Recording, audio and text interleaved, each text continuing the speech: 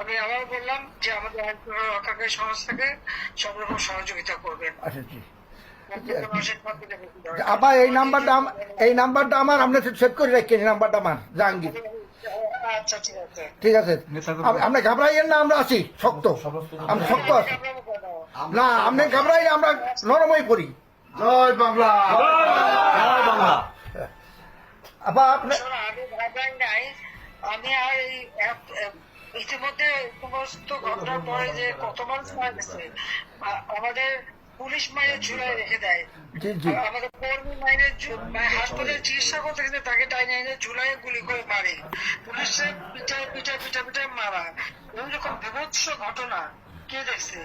আর যতগুলি আমি দেখলাম মনে হলো পুলিশ গুলি করলে তো ছলা গুলি হতো, সেটা তো দেখা যাচ্ছে সব বুলেট এবং খুব কাছে থেকে পাওয়া। জি তাহলে আবার বোরকা পরে ছেলেরা বোরকা পরে বেরিয়েছেন, আমিও মানে এই সমস্ত জঘন্য কাজ এখানে হচ্ছে।